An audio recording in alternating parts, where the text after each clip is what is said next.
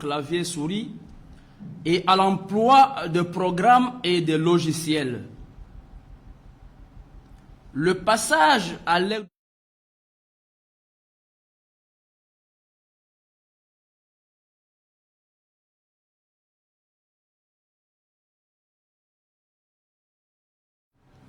le numérique est dès lors associé dans le langage courant à l'image du réseau et à des divers objets techniques tels que l'ordinateur, le téléphone portable, le baladeur, l'appareil photo numérique, les lecteurs de musique et de films numériques, la tablette numérique, etc. Mais voyons un peu le numérique. Qu'est-ce que c'est le numérique? Du point de vue étymologique, la plupart des langues européennes utilisent la racine latine digitus, c'est-à-dire le doigt, pour désigner les nouvelles technologies, privilégiant ainsi le sens du toucher, la dextérité digitale. Le français, lui, se réfère à numerus, le nombre. Le français emploie aussi les termes comme substantif. Et le français parle de le numérique. La numérisation de l'information et l'utilisation des algorithmes ont favorisé l'augmentation exponentielle de la puissance de machines, ont conduit à une superposition d'innovations technologiques avec pour conséquence un bouleversement de non-manière de vivre, de travailler. Et là, c'est la caractéristique majeure de la société dite société numérique. Elle souligne la puissance des technologies et sa marque laissée sur l'ensemble de la société. Elle est également l'affirmation de l'irruption d'une ère nouvelle et d'une mutation radicale. Enfin, elle connote l'homogénéité et l'universalité de ce mouvement. Le rapport à la technique apparaît comme un élément constitutif de la société numérique à plusieurs égards. On va rapidement voir quelques aspects que nous qualifions de fondamentaux. L'une des fondations de la société numérique est technique, puisqu'elle repose nécessairement sur la possibilité de la numérisation du signal. Deuxième élément, la société numérique s'appuie aussi sur le déploiement d'un dispositif socio-technique qui est le réseau. Son étude montre l'importance qu'il a prise à la fois en tant que paradigme et en tant que couverture toujours plus large de la réalité comme mode d'organisation spatiale et sociétale. Et enfin, les objets qui lui sont attachés, que ce soit l'ordinateur, le téléphone portable ou le baladeur, appartiennent à ce champ de la technique. Alors globalement, on assiste à une mise en réseau progressive et généralisée de la société liée à l'apparition d'un nouveau mode de développement informationnel. Ici est de noter que l'avènement d'une société numérique n'est possible que si les avancées technologiques rencontrent un projet politique impliquant des changements de modèles culturels et sociaux notamment. La société numérique est escortée par tout un imaginaire où plusieurs discours chevauchent, de macro-représentations sociales, de micro-représentations sociales, entourent ces objets techniques particuliers, chargés de promesses ou d'inquiétudes, oscillant entre fascination et effroi. Ces représentations contribuent à donner un sens à cette réalité. Ils l'informent et participent à sa construction en agissant notamment sur les dynamiques d'appropriation de ces outils et des dispositifs socio-techniques. En ce qui concerne les macro-représentations, nous pouvons avancer l'avènement d'une société fondée sur le lien, l'ouverture, la liberté et l'accessibilité à l'information et au pouvoir, au savoir pour tous, c'est-à-dire un monde plus égalitaire, plus coopératif. Sur le versant opposé, la société numérique est suspectée notamment de rendre les communications et les échanges sommaires du fait de la médiation technique, de proposer des contenus peu fiables, sinon dangereux pour certaines catégories de personnes, telles les enfants. Troisième élément, le code au soubassement de la programmation numérique. Derrière les textes numériques se trouve un autre univers, celui du code. Et le lien qu'il contient mène vers des actions programmées qui peuvent tout changer. La capacité de création de l'auteur, l'activité du lecteur et les contenus potentiels d'un texte. Trois langages cohabitent dans une société numérique. Nous avons la parole, le texte et le code. Ils interagissent entre eux, mais le code qui est écrit pour les machines numériques occupe une place particulière. Le code est le seul langage qui produise des effets par lui-même.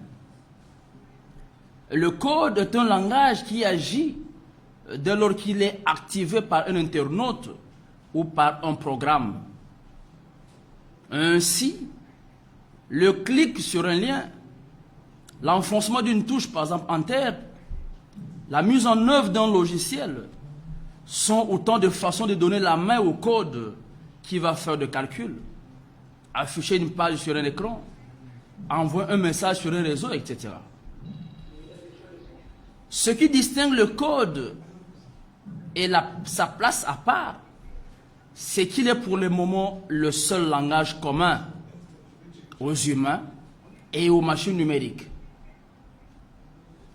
C'est la vraie langue universelle dans le monde de la connexion, celle qui ne laisse aucun espace entre le signifié et le signifiant. La présence du code dans la vie numérique croît désormais de façon visible avec l'offre de dizaines de milliers d'applications sur les téléphones et les tablettes. L'activation de l'application impose d'internautes un protocole de communication dans des termes qui ignorent l'oral et l'écrit, qui est pourtant le mode d'échange habituel entre humains. Se soumettre à un tel protocole, comme le font des milliards de personnes chaque jour, c'est s'exprimer dans une nouvelle langue où signifié et signifiant se fondent dans l'obtention d'un résultat sans aucune place pour le symbolique, l'imaginaire des langues orales et écrites. De manière un peu plus claire, entre humains et les machines numériques, tout se passe de manière civilisée. Ce qui se passe est le développement des environnements cognitifs où des humains et des ordinateurs interagissent de certaines façons chaque jour, le plus souvent de façon discrète.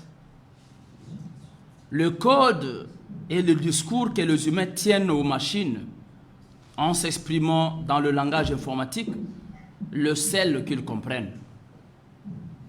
C'est à la lumière de ce langage qu'il faut considérer la frontière séparant les humains de machines numériques. Cette frontière existe, oui, mais la vraie frontière, celle qui est riche de murs, court désormais entre les humains eux-mêmes. D'un côté, ceux qui maintiennent les codes, ou ceux qui maîtrisent les codes, qui savent s'adresser aux machines et qui comprennent leur comportement. De l'autre, ceux qui l'ignorent, ceux qui ignorent les langues informatiques et qui le coupent, n'est-ce pas, de la vie numérique.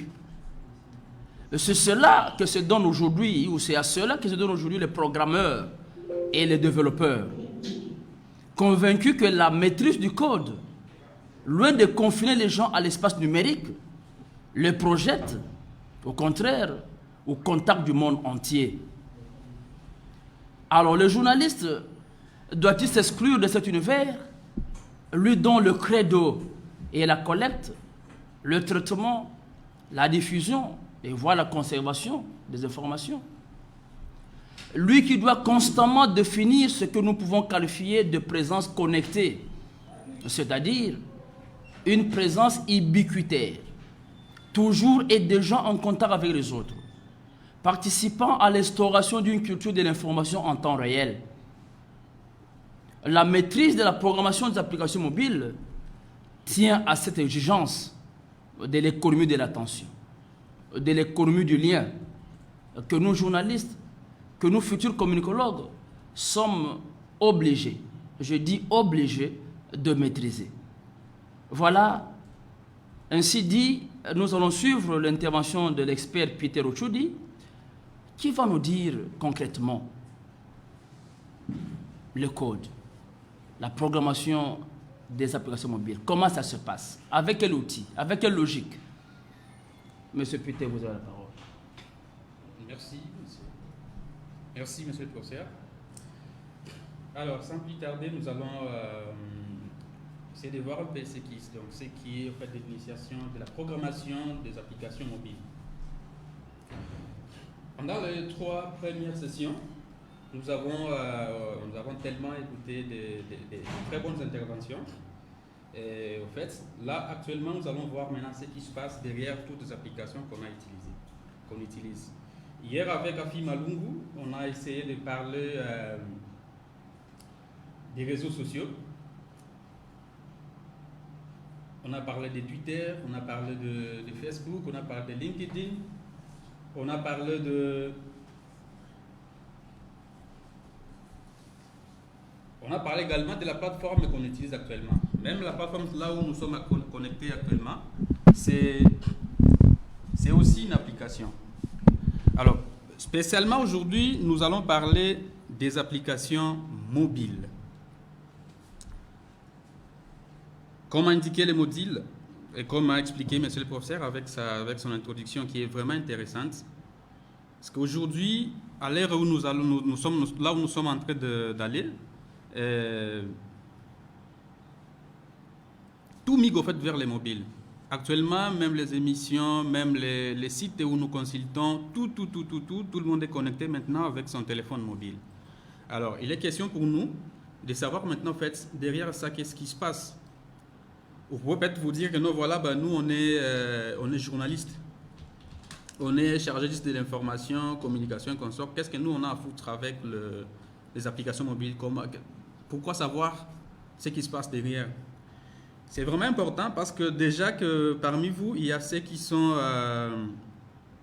aspirent peut-être à avoir leurs propres médias, donc leurs propres réseaux sociaux, leurs propres médias de diffusion des informations en ligne. Aujourd'hui, on a 7sur7.cd, nous avons actualité.cd qui font actuellement la fierté au fait du pays. Parce que déjà, il y a certains, donc à l'époque, on avait vraiment de problèmes de représentation en ligne. La RDC n'avait pas assez de contenu, n'avait pas assez de ressources en ligne. Mais aujourd'hui, avec cette flambée au fait, de différentes applications qui existent où il y a des diffusions en ligne, nous sommes représentés. Alors, étant donné que vous, en tant qu'acteur en fait, de ceux qui fournissent les informations nécessaires pour la population et même pour les différentes plateformes qui existent, je vais voir les chargeurs pour nous.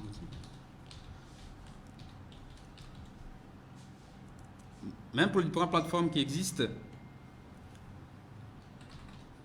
je donnerai l'exemple par exemple de la plateforme TV5 Monde aujourd'hui. Et ils misent plus sur l'application mobile et même sur sur leur site par exemple. Avec leur site, ils font plus de promotions. Aujourd'hui, il y a des émissions vidéo, il y a même des théâtres, il y a même des films qui sont en train de sponsoriser au niveau partout dans le monde, mais qui passent via leur application mobile. Que ce soit en fait les sites d'information en ligne, que ce soit les réseaux sociaux. Et tous aujourd'hui migrent vers les mobiles parce qu'il est difficile de voir quelqu'un marcher ça et là avec son ordinateur portable et puis chercher à se connecter sur Internet. Mais aujourd'hui avec son téléphone, c'est facile de pouvoir se connecter et l'utiliser où que vous soyez. Alors, pour nous aujourd'hui, comme vous êtes des gens qui, à la longue, seront là en fait pour multiplier les plateformes de diffusion d'informations en ligne, il est important pour nous de vous montrer comment on peut développer. Même si vous ne deviendrez pas programmeur directement, mais vous pouvez en fait surveiller les travaux au fait de vos différentes applications que vous serez en train de faire développer pour la publication de différentes informations en ligne. Excusez-moi, je vais juste pencher.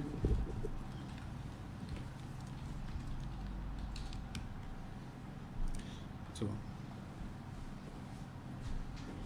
Ça a bougé. Excusez-moi, je dois essayer d'ajuster.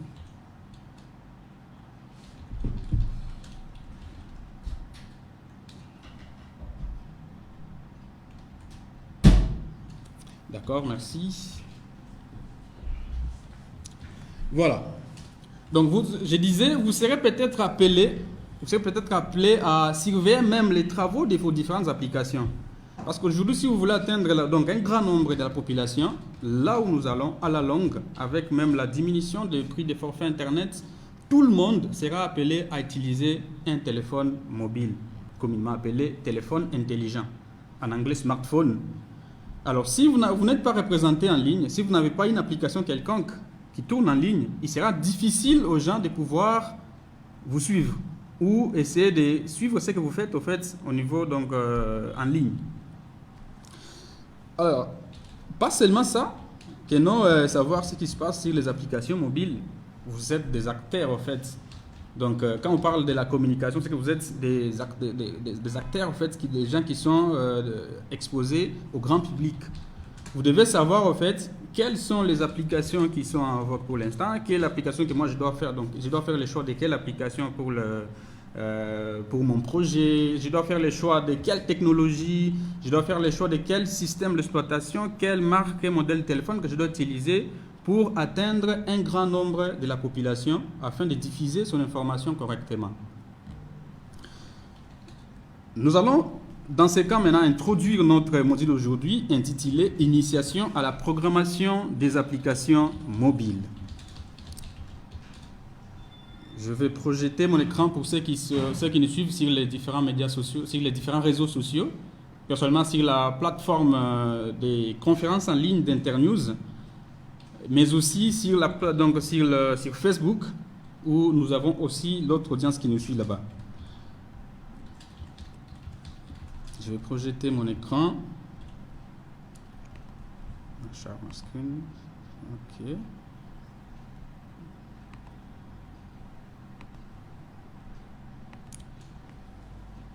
Alors, pendant que je serai en train de présenter, je vous demanderai alors de préparer vos questions, même de l'écrire au niveau de la plateforme sur Facebook. On pourra les lire, on répondra au cours à la fin de notre présentation d'aujourd'hui. Je suis Peter Ochoudi, spécialiste IT et NTIC d'Internews en République démocratique du Congo. La programmation est l'étape la plus importante lorsque nous voulons mettre en place une application quelconque. Alors déjà de base, que non, l'application, c'est pas la magie. C'est juste une idée au fait que vous avez dans la tête et vous décidez de pouvoir les matérialiser sous forme d'application afin que les autres puissent aussi accéder aux ressources que vous serez en train de publier. Je donne l'exemple.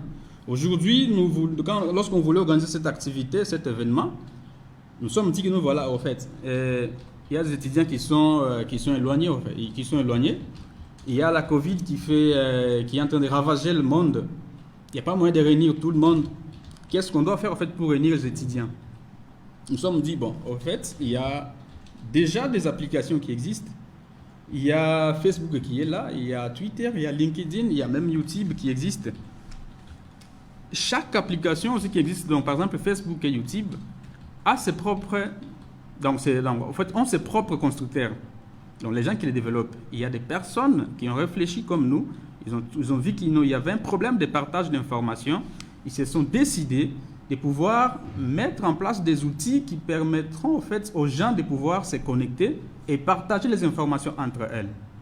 Aujourd'hui, par exemple, on est en train de se voir à distance. Vous me voyez, et moi aussi je vois ce que vous écrivez, vous voyez mon contenu de mon écran. Depuis là chez vous, il n'y a rien de la sorcellerie. En tout cas, rien de la sorcellerie. Parce que vous pouvez vous dire que non, voilà, que non, en fait, les gens qui créent ces histoires-là sont des petits sorciers. Comment est-ce possible? On peut voir quelqu'un qui est à distance. Aujourd'hui, avec vous, on va découvrir ensemble qu'est-ce qui se passe derrière tout ce qu'on appelle aujourd'hui applications ou réseaux sociaux. Comme je disais, lorsqu'on a une idée dans la tête et qu'on veut les matérialiser sous forme d'application afin que les autres accèdent à vos informations à distance, on fait recours donc, aux nouvelles technologies. Plus précisément dans le domaine de la programmation. En anglais, on appelle coding. On fait appel aux différentes techniques de la programmation pour faire en sorte que tout ce qu'on a comme information en local, donc chez vous à la maison, comme chez nous ici, là où nous sommes, chez Internews, on a des informations nécessaires à vous faire parvenir. On se décide de passer par des outils qui existent. Si ça n'existait pas encore, on pourrait le développer, comme on l'a fait avec la plateforme là où vous êtes connecté actuellement, Internews Meet. Là où ça nous permet de savoir qui est connecté, il est connecté où actuellement, est-ce qu'il peut intervenir depuis son téléphone, qu'il ait un ordinateur ou qu'il n'ait pas un ordinateur, avec son téléphone, avec sa montre intelligente, il peut se connecter à nos ressources, à nos caméras, mais aussi à notre micro. Et puis écouter ce que nous disons à temps réel. C'est pour ça qu'on fait appel à la programmation mobile pour matérialiser les différentes idées qu'on a afin de rendre cela accessible à tout le monde.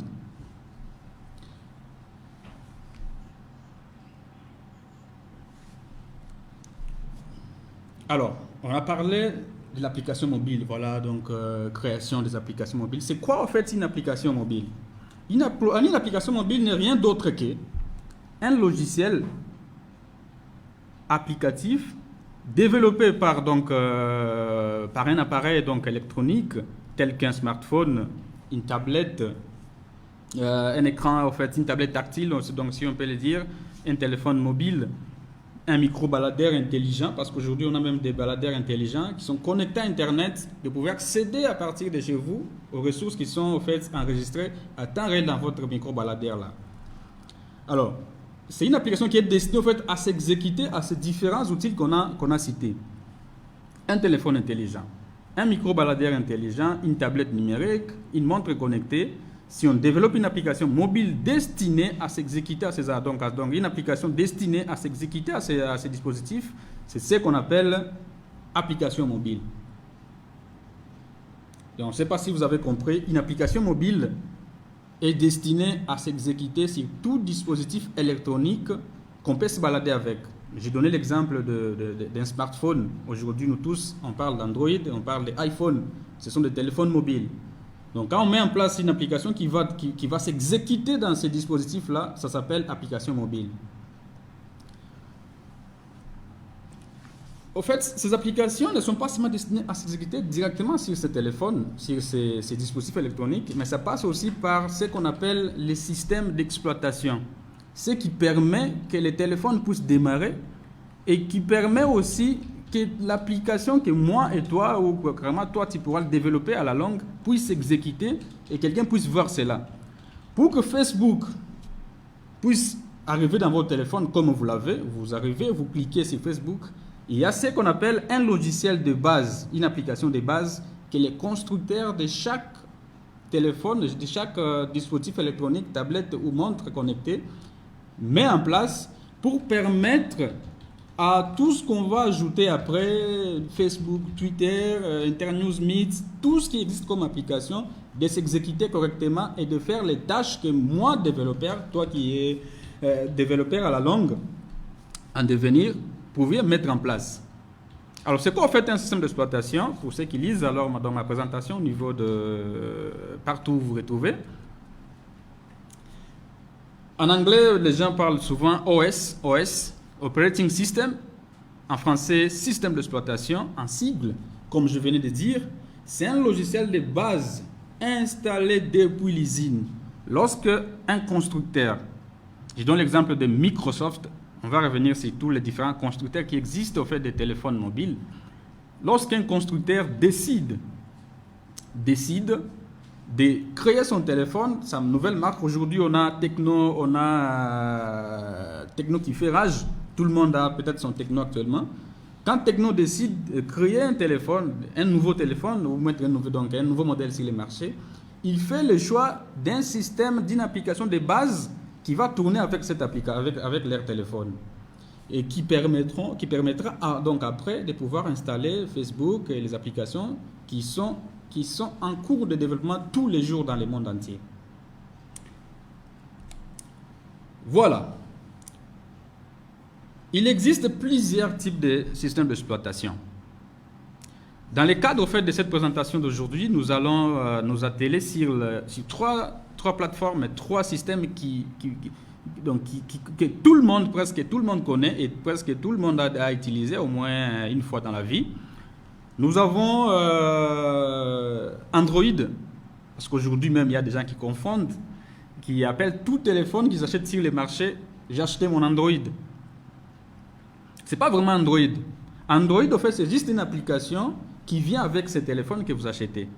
Tu peux acheter Nokia, tu peux acheter Samsung, tu peux acheter Tecno, tu peux acheter un iPhone. Sache que ce sont des modèles, mais derrière chaque téléphone là, il y a des applications de base qu'on appelle système d'exploitation. Il y a Android qui existe comme système d'exploitation pour les téléphones mobiles. Il y a aussi iOS qui existe aussi comme système d'exploitation pour les téléphones mobiles. Nous avons aussi Windows Phone. Hormis en fait ces trois systèmes que j'ai cités, il y en a d'autres, mais qui ne sont pas souvent utilisés au monde. Donc il n'y a que des particuliers ou carrément ce sont des systèmes qui sont en voie de disparition. Nous allons commencer par les plus grands systèmes, les plus grands systèmes et les plus utilisés au monde, qui est le système Android. Le système Android, c'est un système utilisé qui a été développé par Google, qui permet en fait à nous, les jeunes développeurs, de mettre en place des applications qui vont tourner dans les différents téléphones intelligents que nous avons aujourd'hui. Alors, comme je disais au début, c'est que quand on met en place un logiciel qui est censé tourner sur une application, donc sur un logiciel de base, c'est un logiciel de base, c'est un système d'exploitation qui est destiné à un environnement mobile. Dans un environnement mobile. Qu'est-ce qu'un environnement mobile? On a dit au début, quand on définissait c'est quoi une application mobile, on a dit que non, voilà, une application mobile, c'est tout logiciel qui est destiné à s'exécuter dans un dispositif électronique comme smartphone, comme tablette, comme aussi baladeur numérique, mais aussi les montres connectées. Et ce qui est en train de venir, nous avons aussi des lunettes intelligentes qui sont en cours de test, donc on est en train de tester. Nous avons aussi des véhicules qui sont où on a embarqué, quand on crée les véhicules là, on a ajouté les systèmes d'exploitation Windows, donc Android, où tu peux installer aussi une application comme Netflix et les suivre donc depuis chez vous. Il y a même des télévisions intelligentes aujourd'hui où tu installes des applications comme Netflix, YouTube, Facebook même. Vous pouvez accéder depuis chez vous. Vous regardez sans problème. Alors, un environnement mobile, au fait, c'est tout dispositif ou appareil électronique permettant l'exécution des applications informatiques du type mobile. Et il y a comme système d'exploitation iOS, Android, Windows Phone et bien d'autres. Mais dans chaque système d'exploitation, dans chaque operating system, comme je peux dire, système d'exploitation, logiciel de base, il y a toujours des espaces qui viennent par défaut dans chaque système d'exploitation qui permet en fait aux utilisateurs de pouvoir accéder aux différentes applications que les développeurs créent tous les jours.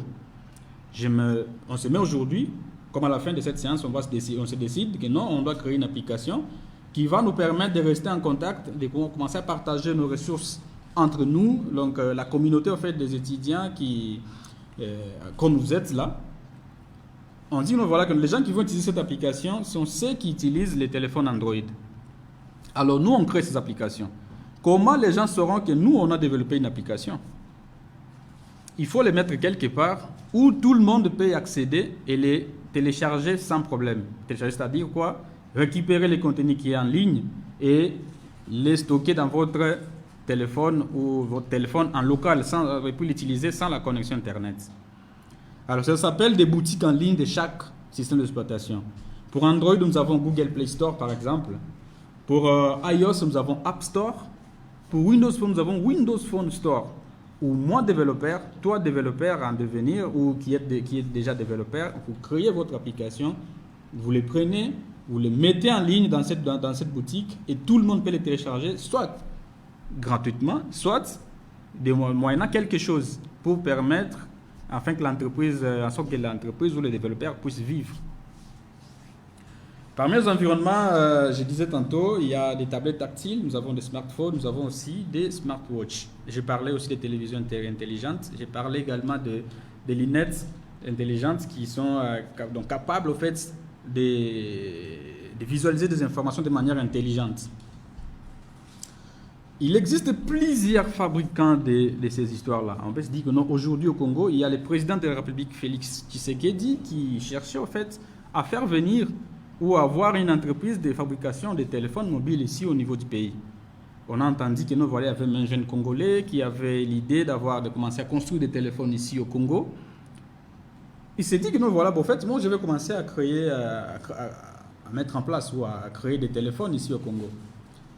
Alors, ce téléphone qu'il va créer, ça doit avoir d'abord un nom, mais aussi il doit faire le choix d'un système d'exploitation.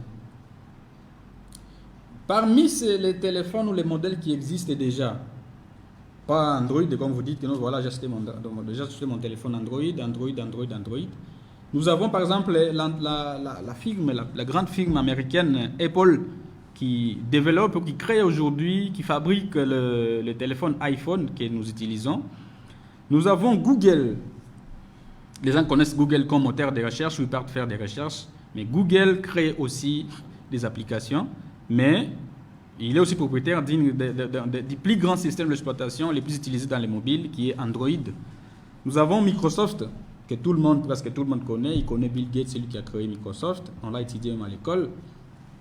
Qui a créé le modèle des téléphones, des systèmes d'exploitation Windows Phone. Nous avons aujourd'hui Samsung qui développe plusieurs téléphones que nous utilisons, même les télévisions intelligentes aujourd'hui, c'est avec Samsung. Nous avons Asus, nous avons Huawei, nous avons aujourd'hui Tecno qui est en train de prendre aussi donc, sa part dans le marché au niveau de l'Afrique. Et il y en a plusieurs. Ma liste ici n'est pas exhaustive. Vous pouvez trouver plusieurs autres constructeurs de téléphones mobiles qui existent dans le monde. Alors, hormis en fait, les environnements de travail pour les applications mobiles, nous avons aussi la partie la plus importante qui intervient. Parce qu'on parle de la programmation mobile, on parle en fait de comment on fait pour mettre en place une application mobile. Nous allons alors vous montrer quelques outils, quelques techniques, qu'est-ce qu'il faut, il faut avoir quel niveau de compétences pour commencer à créer des applications mobiles, quels sont les outils, il faut avoir quel type d'ordinateur, quel type de téléphone pour créer une application. Nous avons dit que non, la programmation est l'étape la plus importante au début de notre présentation. C'est l'étape la plus importante. J'ai mon idée, j'ai mis en place ce qu'on appelle des algorithmes. Je n'aimerais pas en fait entrer vraiment dans les détails du mot algorithme. Mais en fait, l'algorithme n'est rien d'autre qu'une suite d'instructions finies. C'est-à-dire quoi? Chaque matin chez nous à la maison, quand on se réveille, avant même de se connecter, aujourd'hui là où vous êtes connecté, vous avez fait des différentes tâches.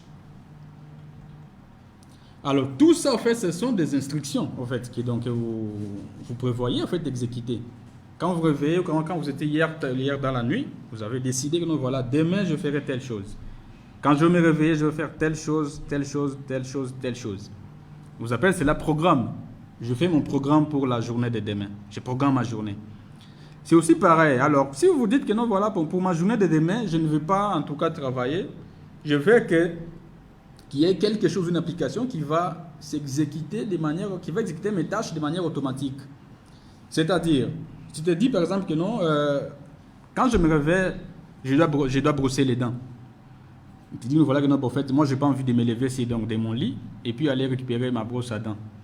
Tu fais quoi? Tu dis que non, voilà, non, je vais mettre en place un dispositif avec une application qui va, non, dès que je me réveille, ça détecte en fait l'essence de mon cerveau et consort.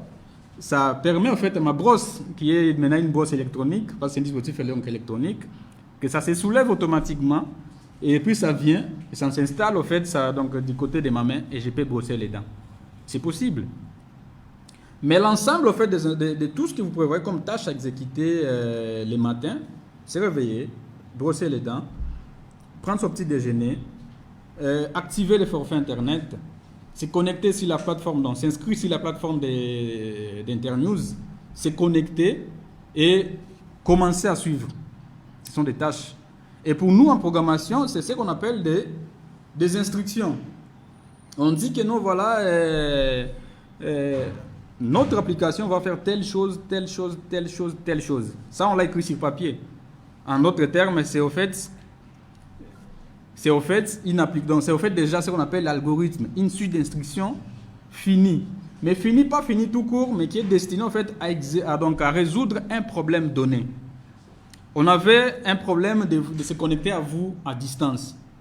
Nous sommes décidés, voilà, il suffit seulement d'avoir un espace où on accède à notre micro et on permet en fait aux autres de pouvoir à distance de se connecter à notre micro et d'écouter en fait ce qu'on dit. C'était une idée. Alors, qu'est-ce qu'il faut pour arriver à vous permettre, donc vous donner, donc vous, en fait, l'opportunité de pouvoir écouter nos micros? Alors, il fallait écrire, en fait, non? On a besoin de telles choses, de telles choses, de telles choses. Ce sont des instructions qui sont destinées, en fait, à résoudre le problème qui permettra à sorte que vous puissiez accéder, en fait, au contenu que nous parlons ici à distance. Un algorithme, je recommence, c'est une suite d'instructions finies destinées à résoudre un problème. Et ces instructions ne s'exécutent pas dans l'espace ou dans un papier seulement, non. Ça s'exécute dans un ordinateur. L'ordinateur comprend en fait ce que nous voulons dire et ça se transfère au niveau du téléphone mobile et on peut aujourd'hui, comme vous êtes là, accéder à nos micros, même à notre caméra, mais aussi au contenu PowerPoint que je suis en train de présenter pour l'instant. Alors, on a notre algorithme, on a nos instructions, si je peux dire comme ça, on a toutes les conditions possibles pour utiliser ça, il faut telle chose, on a l'idée dans son intégralité, on a écrit notre algorithme, nos instructions, mais là, il faut maintenant les convertir, les traduire au fait dans un langage où la machine va comprendre et de dire au téléphone que non, si on dit telle chose, il faut afficher ou exécuter telle chose. C'est là qu'on fait appel maintenant à un langage de programmation qui va nous permettre de récupérer tout ce qu'on avait comme idée, tout ce qu'on avait écrit sur papier et de les traduire au fait, de manière en sorte que l'ordinateur puisse comprendre cela et s'exécuter de manière automatique comme on le fait aujourd'hui. Tu appuies sur un bouton, ça prend la photo. Avant d'appuyer sur ce bouton, derrière là-bas, il y a plusieurs instructions qui accèdent à la caméra et qui déclenchent l'opération capturer l'écran, la photo. Pas seulement capturer la photo, il y a aussi l'instruction qui dit que nous voilà, dès qu'on capture la photo, que ça puisse enregistrer cela de manière automatique dans les stockages de votre téléphone. Il y a de l'automatisme derrière ça. Mais derrière, en fait, c'est pas que non, il y a de la magie, ça s'est inventé comme ça. Non, non, c'est toi, développeur, tu te décides, tu as des idées, quand on va faire telle chose, ça peut se faire telle chose. Alors, un langage de programmation, c'est l'ensemble des règles d'écriture qui sont utilisées pour, en fait, instruire un ordinateur, c'est ce qu'il doit exactement exécuter comme tâche. Est-ce que cet ordinateur doit exécuter la tâche capturer une photo? Si dans votre instruction, dans votre algorithme, ce que vous avez écrit, c'est comme ça, Dans le langage de programmation, lui traduit ça maintenant d'une manière compréhensive, que l'ordinateur comprenne et exécute cela de manière automatique. Alors, vous dites certainement que nous, voilà, en fait, nous, on n'a pas fait les études où on étudie en fait, la programmation informatique, et nous, on est journaliste, on est spécialiste en communication et autres. Qu'est-ce que nous, on va faire avec ces histoires-là? Est-ce que nous, on est obligé d'aller au fait, à l'université, de passer à l'INIKIN ou à l'ISIPA pour aller faire 3 ans et puis commencer nous aussi à créer nos propres applications? On s'est dit que non, non. C'est vrai qu'il y a toujours dans chaque discipline, il y a des petites choses que nous devons apprendre, mais qui va pas, c'est pas forcément qu'il faut prendre tout le temps à l'université. Non, on peut aussi apprendre. Et c'est ça même l'avantage de la programmation informatique. Tu peux ne pas passer par les bancs de l'université et devenir développeur. C'est pas que nous tu deviens développeur. Bon, il y a ceux qui vont peut-être continuer donc ils vont faire des salaires métiers. Il a ces informations, il s'est dit que nous voilà, parce que là où nous allons, je donne un exemple aujourd'hui aux États-Unis, nous on appelle ça la Mecque de l'informatique, à Silicon Valley aux États-Unis, San Francisco, il y a ce qu'on appelle la pénurie, maintenant carence de développeurs. Tu as ton idée à la maison, tu sors donc à la route, donc tu pars en ville pour aller chercher quelqu'un qui peut t'aider au fait à matérialiser ton idée, que ça devienne une application. Tu cherches partout, tu ne trouves pas. Ou tu trouves quelqu'un qui peut t'aider, il te demande $1 million pour qu'il puisse devenir soit copropriétaire de votre idée, ou carrément pour développer, ça demande énormément beaucoup d'argent. Alors, vous pouvez vous-même en fait devenir aujourd'hui développeur en moins de temps. Alors, quels sont les prérequis pour commencer à créer des applications mobiles? Nous avons la première des choses, la maîtrise au moins d'un langage de programmation. Le langage de programmation, en fait, c'est juste en fait, l'ensemble des règles. Mais tout ce que je vais dire ici, ça fera toujours allusion à des choses. C'est soit c'est un logiciel, soit c'est un matériel, dispositif électronique palpable.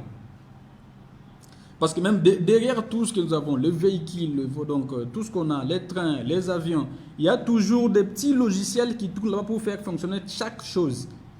Pour que les hélices puissent tourner, il faut un petit bouton qui va démarrer au fait donc l'automatisme et que les hélices puissent tourner grâce à un moteur quelconque.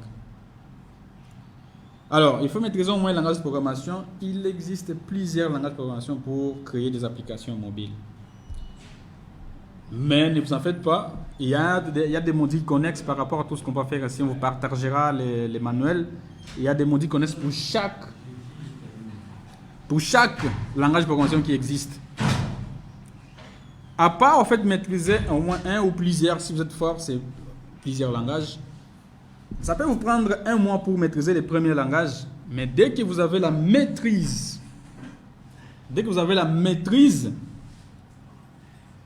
d'un langage de programmation, vous maîtrisez ça bien, les restes, vous pouvez les apprendre en 1 semaine, en 2 semaines, vous maîtrisez l'autre langage. Et cela vous permet au fait de pouvoir être actif, que vos différentes solutions puissent au fait tourner dans toutes les plateformes qui existent.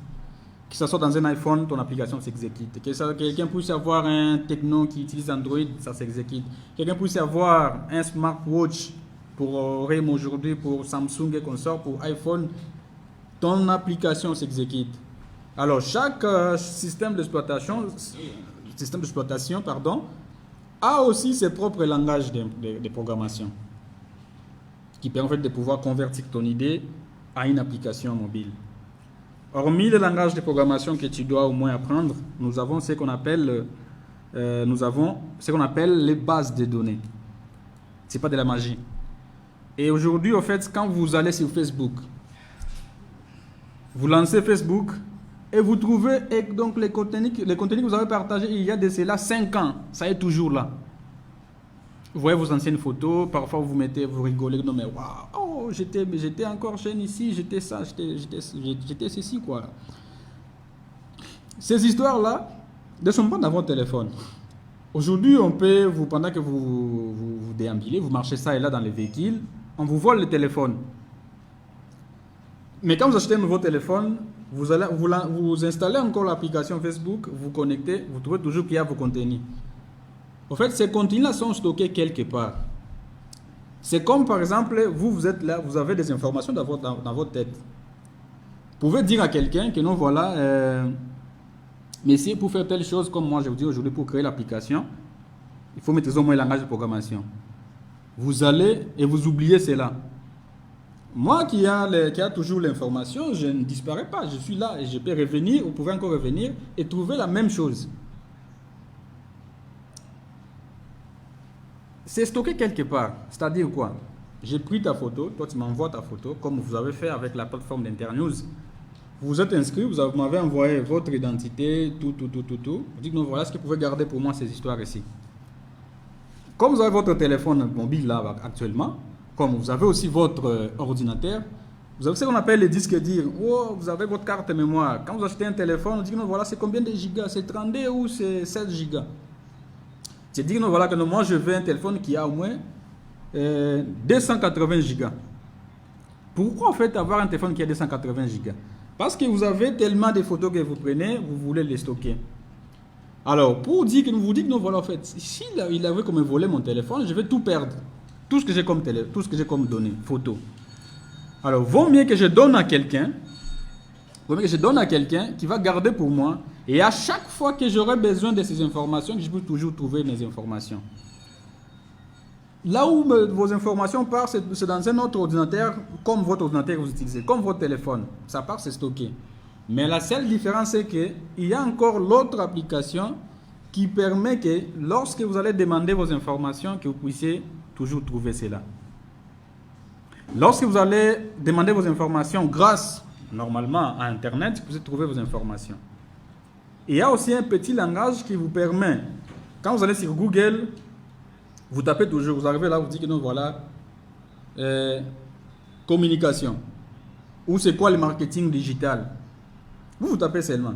Mais derrière là-bas, en fait, Google utilise au fait ce langage, c'est appelé langage des requêtes pour la base de données, pour aller chercher partout dans le monde, dans des sites qui existent, où il y a des ressources, des informations et il y a trait avec le marketing digital. Ok? Donc, lui il utilise par exemple, il y a aussi plusieurs langages de requêtage qui existent. Nous avons, dans notre exemple, on a pris les cas de SQL. C'est pas aussi compliqué. On va vous montrer comment ça marche. Ce sont des petites choses, comme on a dit que non, ce sont des requêtes. C'est le langage des requêtes. Cherchez pour moi telle chose. Ça vous restitue. Non, j'ai publié une photo sur Facebook. Est-ce que vous pouvez supprimer cela? Tu appuies sur un bouton supprimer. Derrière ça, en fait, il y a une requête, il y a une demande, ça part dans les serveurs. En fait, cet ordinateur-là où vous stockez vos informations, ça s'appelle serveur. Ça part dans les serveurs et supprimer exactement ta photo. S'il n'y avait pas une requête spéciale ou une information qui vous concerne exactement dans nos applications, ça allait commencer à supprimer des photos. Ça allait commencer en fait à supprimer des photos seulement comme ça, qui ne t'appartiennent même pas. Mais comme il y a des langages de programmation précis, il y a un langage de requêtage vraiment précis derrière, ça part chercher seulement les informations qui vous concernent et ça supprime ou ça affiche cela. Il y a des terminologies comme par exemple select, ça sélectionne et ça affiche. Oh, super insérer, ce sont des termes qui sont en anglais que quand vous trouvez, vous voyez que non, il y a un écran bleu, noir derrière et puis des écrits en rouge ou en noir, en blanc sur le fond noir, où on dit select or, insert, donc delete. Non, ça c'est compliqué. Non, c'est pas compliqué. Seulement vous, en tant que personne, que vous pouvez en fait écrire des requêtes comme ça, parce que tout ça vient de votre tête, ça vient de votre cerveau, et puis tu les matérialises sous forme d'une application, sous forme des instructions, qui permet en fait à un ordinateur de comprendre ce que vous voulez faire et envoyer ça dans un système d'exploitation comme Android ou iPhone. Hormis le langage de programmation, hormis donc et les langages de requêtes, nous avons aussi une partie qui est aussi importante, c'est la maîtrise au fait de l'outil informatique au moins. Être au moins autonome aussi donc en ce qui concerne les différents outils informatiques. J'ai donné l'exemple ici dans ma présentation Les claviers même, les claviers simples, parce que pas te dire que non, je suis développeur, je commence à créer des applications, mais vous ne maîtrisez même pas où trouver A, où trouver virgule, où trouver point virgule, où trouver parenthèse. Vous ne maîtrisez pas cela. Mais comment vous allez saisir vous allez écrire des instructions? Parce que les instructions ne sont que des textes. Et vous écrivez, ça se trouve dans votre tête. Si quelqu'un clique sur le bouton activer micro, que ça puisse accéder à mon micro à distance. C'est une instruction. Alors, si vous voulez écrire ça pour créer ton application de manière autonome, tu ne peux pas quand même faire appel à quelqu'un pour t'aider à écrire. Tu vas écrire sur papier et puis dire que non, voilà, est-ce que tu peux saisir pour moi ça? Maîtriser au moins le clavier, mais aussi l'environnement Windows ou Macintosh. Au moins ça, et puis c'est tout. Mais hormis aussi les prérequis du point de vue, ce qu'il faut vraiment pour commencer à développer, pour développer une application, les langages de programmation, le langage de requêtage, l'autonomie en informatique, nous avons aussi quelques matériels et logiciels nécessaires pour commencer à développer des applications. Nous avons besoin, pour créer une application, un ordinateur où sera installé l'environnement de travail. Vous allez comprendre avec moi c'est quoi l'environnement de travail, à ne pas confondre avec l'environnement mobile. Nous avons l'environnement de travail, nous avons ce qu'on appelle un émulateur, nous avons besoin d'un smartphone, ça peut être physique ou sous forme virtuelle, appelé émulateur. Mais que ces mots ne puissent pas vous effrayer, on va expliquer ça en fait dans les slides qui suivent. Un environnement n'est rien d'autre qu'un espace où vous pouvez écrire en fait. Voilà. Nous allons en fait essayer de définir les concepts que nous avons décrits ci haut. Un environnement est composé d'un éditeur de texte où vous écrivez vos instructions, d'un compilateur, d'un débogueur, et autre chose. C'est-à-dire quoi? J'ai mes instructions, je les écris sur papier, je dois maintenant les transcrire en fait dans l'ordinateur. J'utilise en fait un éditeur de texte simple. Alors comment l'ordinateur va découvrir que non, voilà ce que j'ai écrit, c'est exactement ça en fait, ce qui s'écrit dans ces langages-là, du point de vue syntaxe. Est-ce que c'est comme ça que ça s'écrit? Si ça ne dépendait que des emails, ça allait prendre encore du temps. Il fallait maintenant chez quelqu'un qui va essayer de comprendre. Est-ce que vraiment c'est ça la syntaxe? Est-ce que c'est bon ou quelque chose comme ça? C'est là qu'on fait recours en fait à un débogueur qui est un logiciel qui aide les développeurs à analyser les différentes erreurs. Nous en programmation on appelle bug. En fait, on va définir aussi ce point bug juste en bas. Donc, les développeurs, en fait, cet outil, ça lui permet en fait de pouvoir détecter s'il y a des erreurs au niveau de l'application, des instructions. Il permet aussi l'exécution ligne par ligne des codes que tu as écrits. Vous vous souvenez vous-même que nous, à l'époque des élections 2018, il y avait ce qu'on a appelé les codes sources. Il y avait beaucoup de bruit là-dessus, que nous, voilà, on obligeait à M. Nanga de montrer les codes sources. Est-ce qu'on peut voir les codes sources? Est-ce qu'on peut voir les codes sources? Les codes sources, en fait, c'est pas que non, c'est quelque chose de très spécial, mais c'est rien d'autre que l'ensemble d'instructions qu'on a écrit dans un langage de programmation donné. Et ce qui permet, en fait, l'exécution de manière automatique des tâches qu'on demande à une application. Donc, tout ce qui est derrière les jolis boutons que vous voyez en bleu, en rouge, ça qui bouge, les images et autres, ce sont des codes sources, ce sont des lignes d'instructions que les développeurs ont mis en place pour faire ce que vous voyez là en termes graphiques. Alors, c'est quoi un bug? Un bug, c'est juste un défaut, en fait, un défaut de conception d'un programme informatique à l'origine d'un dysfonctionnement. Alors, j'ai créé mon application. J'ai lancé cela, vous avez téléchargé, mais quand vous exécutez, ça dit que non, voilà, l'application s'est arrêtée. Ça vous arrive souvent. Non, voilà, Facebook s'est arrêté, YouTube s'est arrêté, Twitter s'est arrêté, de manière inopinée, enfin de manière brusque. C'est juste que nous voilà que nous, derrière là-bas dans les instructions, il y a un petit problème de dysfonctionnement qu'on appelle bug, qui a fait en sorte que l'application puisse s'arrêter. Alors avant, quand il n'y avait pas encore des débogueurs vraiment de qualité, qu'il n'y avait pas encore vraiment ces outils-là pour nous permettre de détecter les erreurs, on pourrait envoyer des applications comme ça. Et quand ça arrive chez vous, les utilisateurs, vous lancez comme ça fait planter le téléphone. Et du coup, le téléphone ne démarre plus parce que vous avez exécuté une application. Pourquoi? Parce que les applications que nous créons utilisent au fait nos ressources. Là où vous êtes actuellement, vous utilisez notre micro. On utilise aussi votre micro quand vous allez parler. Et s'il y avait que l'application qu'on a créée, ça a des problèmes au fait pour les micros, ça peut même endommager votre micro et vous n'aurez plus moyen de l'utiliser. Alors il y a ce qu'on appelle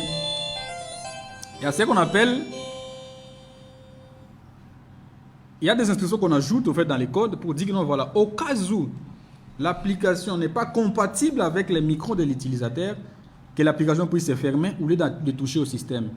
C'est pour ça que si vous lancez une application que vous voyez que non, ça coupe automatiquement, il ne faut pas vous inquiéter, veuillez les relancer, vous verrez que tout va bien se passer.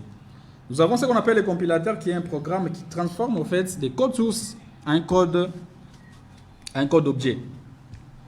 Et le code source est écrit dans un langage de programmation. Il est de haut niveau d'abstraction et facilement compréhensible par l'humain. Nous, on comprend. Mais aussi, les compilateurs facilitent la compréhension, mais aussi l'exécution de ces codes-là par les ordinateurs ou les dispositifs destinés à recevoir ou installer ces applications-là. En fait, normalement, c'est les compilateurs qui nous permettent d'avoir ce que vous appelez aujourd'hui. Est-ce que tu peux m'envoyer WhatsApp par Bluetooth? Normalement, ce que vous envoyez, c'est juste un fichier que le compilateur a créé pour vous à la fin de la création de l'application et ça vous envoie. Et vous appelez ça APK. Non, est-ce que je peux avoir l'APK de cette histoire-là? L'APK, c'est quoi? C'est juste l'extension d'une application destinée à être exécutée par un Android. Et en aucun cas, si tu crées une application destinée à s'exécuter seulement pour un téléphone Android, ça peut en aucun cas s'exécuter dans un iPhone. Parce que des environnements différents, utilisant des systèmes totalement différents, utilisant des langages de programmation totalement différents aussi. Alors, il y a aussi des technologies qui existent qui nous permettent au fait de pouvoir... Tu crées une application qui s'exécute partout, qui ne tient pas compte d'un système d'exploitation, qui ne tient pas compte, oh non voilà, moi j'ai un petit téléphone, moi j'ai un téléphone avec une ancienne version, moi mon Android je l'ai acheté à $10, ça n'a pas YouTube, ça n'a pas aussi Play Store où je vais aller télécharger l'application. On peut avoir des applications comme ça qui s'exécutent partout sans tenir compte de la taille ni du type de l'environnement mobile. Voilà, c'était une introduction générale pour ce qui concerne l'initiation à la programmation mobile. S'il y a des questions là-dessus, vous pouvez les noter, on va répondre. On a parlé de manière générale. Il y a des modules connexes par rapport à chaque système d'exploitation, par rapport à chaque langage de programmation. Mais il y a aussi ce qu'on appelle des applications web, mais qui s'exécutent au fait dans tout ce qu'on a comme dispositif. Les applications web au fait sont destinées à s'exécuter dans un navigateur. Un navigateur, ce n'est pas autre chose qu'une application qui exécute au fait des applications qu'on a développées une application web. Désolé pour la tautologie, mais je vais expliquer. Nous avons, à l'époque, il n'y avait pas encore d'application mobile. Donc avant, on ne pouvait pas installer, au fait, Facebook comme on l'installe aujourd'hui. Avant, on faisait quoi? On utilisait une petite application dans un téléphone de touches qui s'appelait Internet ou navigateur directement. Où on clique et ça affiche les contenus de Facebook à la taille de votre téléphone. Il y a ce sont des applications qu'on appelle les applications responsives. C'est quoi un site web ou une application web responsive? C'est juste une application web, un site web comme actualité.cd, comme les sites de la présidence de la RDC, mais qui s'exécute. Tu as un petit téléphone, tu ouvres le site de la présidence, vous voyez tout, à la taille de votre téléphone. Alors, au lieu de mettre en place soit une application mobile avec un langage de programmation précis, vous pouvez aussi utiliser ce qu'on appelle les applications, les gestionnaires de contenu qui nous permettent de créer des sites web sans toucher au code aussi, mais qui sont à la fin des applications qui peuvent s'exécuter dans tout le dispositif que nous avons sans dépendre en fait de l'environnement que nous utilisons. Dans le module connexe, nous avons un module destiné à la programmation des applications pour Android. Nous avons un module destiné à la création des applications pour les téléphones, pour les iOS. Mais il y a une chose à souligner que pour le système Windows Phone, qui est aussi un système en voie de disparition, qui n'est plus vraiment utilisé dans les marchés. D'ailleurs, même le constructeur Microsoft a décidé de fermer, d'arrêter avec le développement de l'application et de se concentrer seulement sur la version Windows de l'ordinateur. Voilà, s'il y a des questions jusqu'à ce niveau, je crois que nous sommes disposés à vous répondre. Merci. Ok, nous allons lire les questions en ligne. La première question nous vient de Ngadi Idrissano, Biden. Monsieur Peter, dites-nous, qui est le fondateur de langage de programmation de requêtes? Alors, pendant que vous cherchez, probablement il n'y a pas un seul, mais allez-y, nous avons la question de Nelson Wato, il est de l'ULK. Monsieur Peter, merci pour votre exposé. Les explications pour la programmation des applications ont été très claires. On a compris que, bien qu'étant communicologue, nous devons également être en mesure de comprendre l'utilisation de toutes ces applications pour nous permettre à faire un bon usage de notre information. Monsieur Peter, vous ne voyez pas que tout cela reste dans nos têtes sur le plan théorique? Il n'y a pas la pratique, cela nous cause déjà de problèmes. Des termes très techniques, purement aux informaticiens, qu'on n'a pas pu bien comprendre. Il vous est fallu être un peu plus pratique en projetant des images, par exemple la création des applications. C'est la question de Nelson Wato. La première en rapport avec les noms de créateurs, de fondateurs de langage de programmation, si vous en connaissez. Si vous pouvez renseigner nos amis. À vous, monsieur Peter. Voilà. En fait, merci pour la question. Je vais commencer par répondre à la question qui concerne le fondateur, en fait, les créateurs de différents langages de requêtage. Il y en a plusieurs. Mais de base, en fait, je peux là citer par exemple Oracle.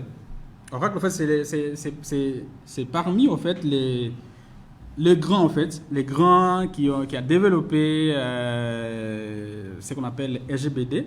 Parce que tu vois, les requêtes ou les langages là directement ne sont pas compréhensibles. Aujourd'hui, donc, quand on a parlé des applications mobiles, on a parlé des langages de programmation quelconques, mais aussi des environnements de travail où on peut utiliser ces instructions-là ou ces langages de programmation. C'est pareil aussi pour les environnements, pour les constructeurs des langages de requêtage comme Oracle. Il a mis en place ce qu'on appelle Oracle SGBD. Vous devez peut-être comprendre que nous allons écouter. Est-ce qu'on doit maîtriser cette histoire d'Oracle et consorts? Non, c'est rien d'autre qu'un environnement qui peut vous familiariser facilement. À part Oracle, nous avons MySQL. C'est aussi parmi les SGBD qui existent. Je crois que nous prenons dans les modules connexes sur les applications, sur les langages de requêtage, vous trouverez une liste non exhaustive des différents créateurs en fait, des langages de requêtage. Il y a aussi Microsoft qui a son langage de requêtage aussi, qui s'appelle SQL Server.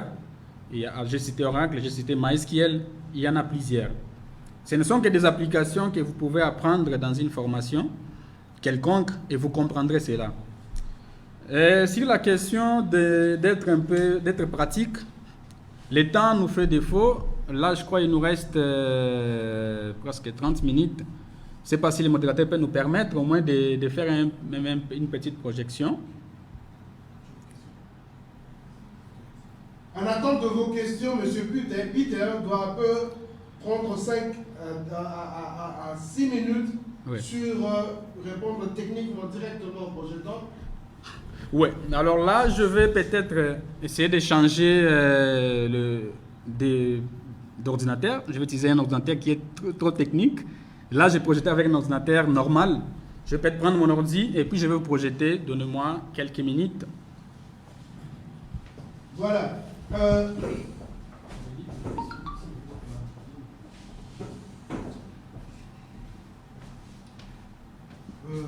Professeur Allon,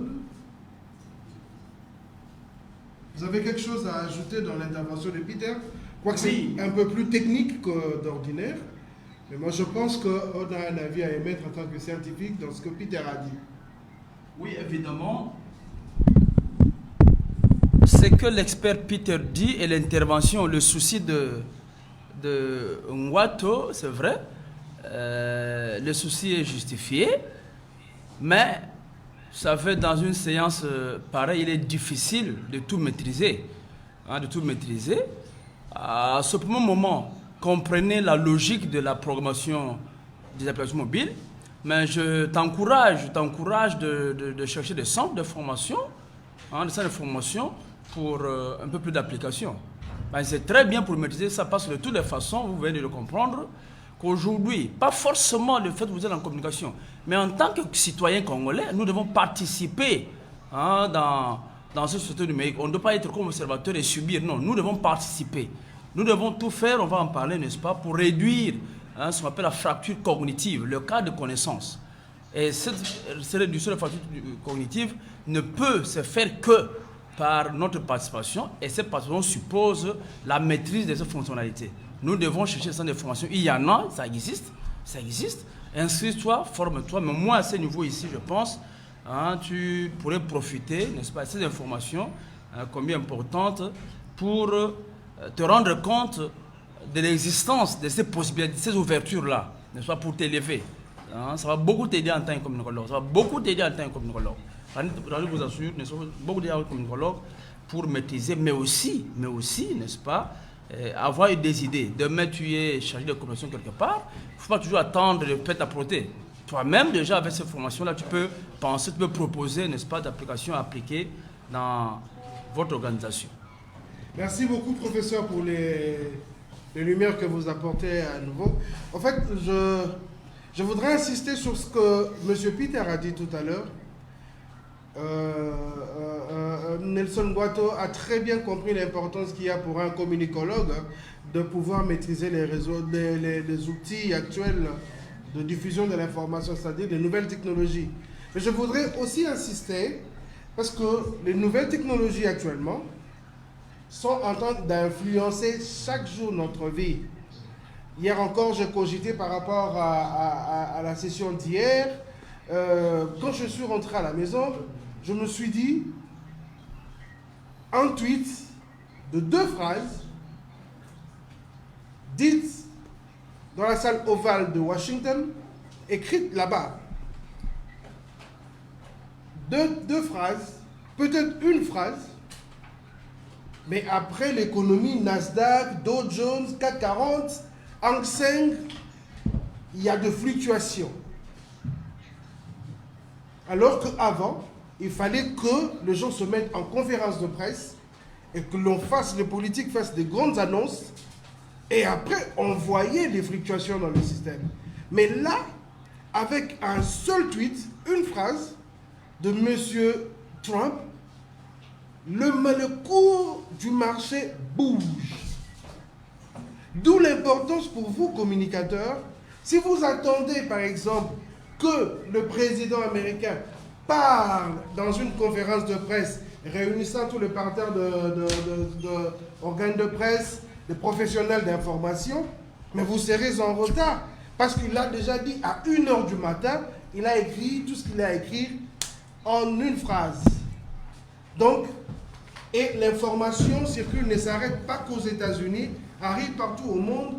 Et si c'est un tweet qui dérange le cercle politique d'autres pays, vous voyez les autorités de gauche et de droite se réunir pour réagir.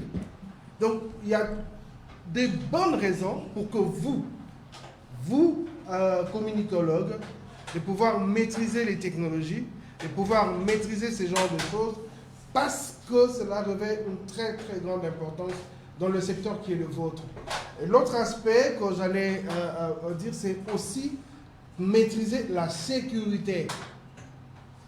La sécurité de vos outils de communication. Vous, en tant que journaliste, vous, en tant que communicologue, vous auriez à utiliser vos machines, vos téléphones pour stocker, pour enregistrer vos informations. Mais si cela est accessible par d'autres personnes, vous comprenez dans quoi est-ce que vous pouvez être embarqué. Parce qu'on peut subtiliser les informations, on peut les utiliser à mauvais escient. Donc, en tant que communicologue, vous avez intérêt à savoir garder vos informations et que vos outils d'information soient inviolables. Donc, si vous maîtrisez comment coder, en dehors de sécurité qu'on nous offre sur les plateformes comme App Store, Android, Play Store, vous comprenez? Si tu es un encodeur, à ton niveau, tu peux modifier tes codes, tes clés pour protéger tes données. Voilà, M. Peter est prêt. Ah, il y a le professeur Mbikaï Alexis, le professeur émérite qui est là, qui veut abonder dans le même sens. Exactement. Par rapport à la question posée, je crois que la formation doit être individuelle et permanente. C'est-à-dire qu'en 2 heures ou en 30 minutes, comme vient de le faire Peter, il est difficile qu'on puisse maîtriser tout cela. Donc, que chaque étudiant se donne la peine de se former personnellement, individuellement, entrer en contact avec les spécialistes. Par exemple, vous pouvez déjà demander l'adresse ou les références de M. Peter qui est là. Vous pouvez le voir à titre personnel, vous arranger avec lui, n'est-ce pas? Alors, deuxième chose, par rapport à ce que venait de dire Anthony, la sécurité est importante parce que la maîtrise de nos appareils ici, ordinateurs, téléphones, etc., si elle n'est pas bien suivie, s'il n'y a pas de contrôle, s'il n'y a pas de vigilance, eh bien, on peut tout perdre. C'est comme à l'époque, hein, quand on faisait des recherches d'une manière manuelle. Je vous donne un exemple. Un doctorant qui avait fait son texte au manuscrit, alors il n'avait qu'un seul exemplaire et il s'est brouillé avec sa femme, querelle de ménage. Et la femme, par jalousie, a brûlé l'unique exemplaire que monsieur avait. Et donc la thèse avait disparu et par conséquent, jusqu'à ce jour, il n'a jamais soutenu cette thèse. C'est la même chose avec les appareils que nous avons. Si on ne les maîtrise pas, si on perd ces données, eh bien, vous voyez ce que ça peut coûter comme conséquence. Donc c'est en cela que la sécurité est très très importante. Voilà. Nous allons prendre la question de Madame Naomi Mouteba. Ma question est celle de savoir comment ceux qui piratent les comptes des autres parviennent-ils à accéder à des données sécurisées? Pendant que M. Peter va répondre, je voudrais qu'il intègre déjà la CIE. Dans sa démonstration tout à l'heure, cet aspect aussi. Parce que c'est une répéter question. un peu la question. Madame mademoiselle Naomi Mouteba veut savoir comment ceux qui piratent les comptes des autres parviennent-ils à accéder à des données sécurisées? Ah d'accord. Ok, merci pour la question. Donc, comme je disais, tout au fait tourne autour toujours des applications. Même ceux qui accèdent à nos informations privées utilisent toujours des applications mobile ou web comme j'ai expliqué. Alors, il y a ce qu'on appelle les failles de sécurité quand nous mettons en place des applications. Si on ne tient pas compte de tout, de tout ce qui est à terme aux notions de la cybersécurité, mais aussi de la sécurité informatique, nos systèmes, nos applications seront toujours exposés à être piratés. Je donne l'exemple. On a parlé de la base de données. Au fait, la base de données, si elle n'est pas bien protégée, c'est facile que moi, en tant qu'individu, je puisse accéder et piquer vos informations. L'accès, au fait, c'est parfois, je donne l'exemple, vous utilisez Facebook, vous avez votre mot de passe. Donc, pour chaque application sécurisée, il y a toujours, d'abord, quand vous lancez l'application, on vous demande de vous authentifier. L'authentification ou la connexion au système est toujours conditionnée par un identifiant et un mot de passe.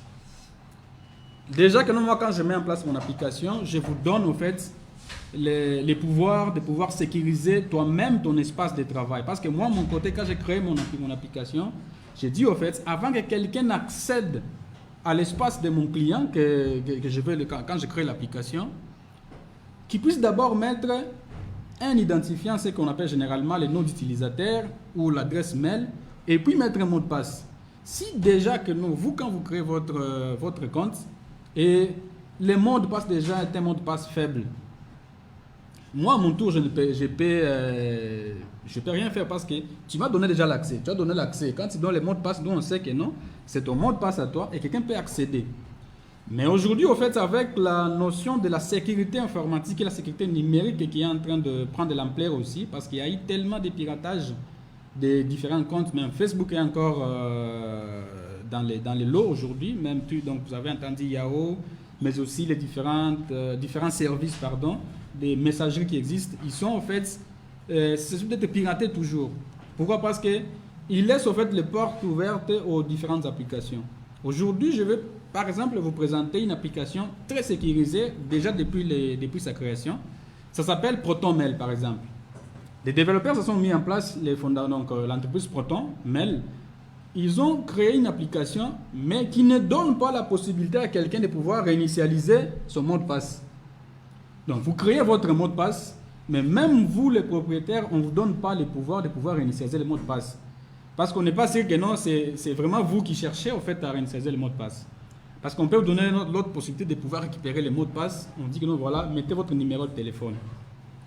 Ou on envoie un message, un texto par exemple, les codes de validation, dès que vous mettez ces codes, vous avez la possibilité de pouvoir changer les mots de passe et accéder au fait à votre espace. Parce que nous avons beaucoup d'applications qui ont accès à nos données privées.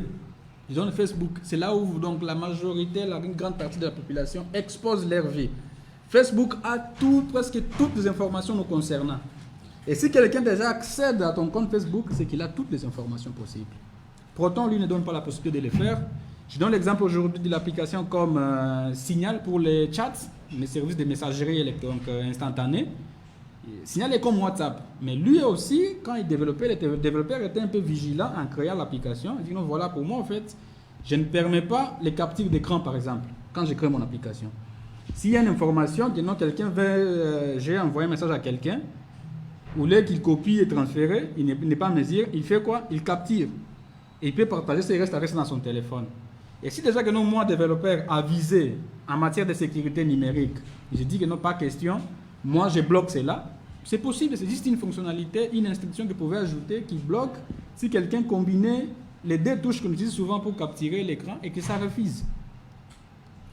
Je crois que j'ai répondu peut-être à votre question.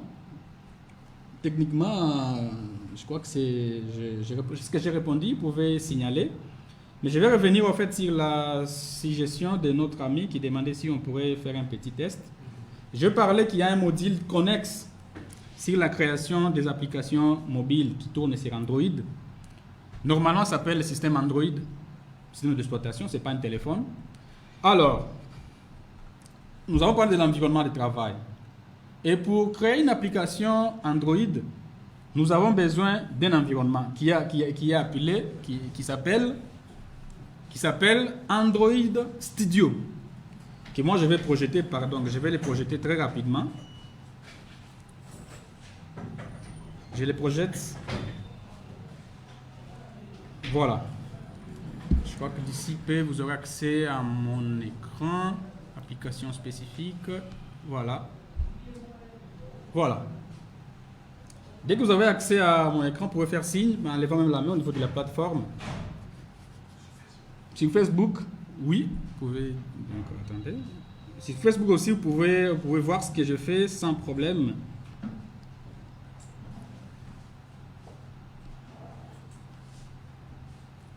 Voilà.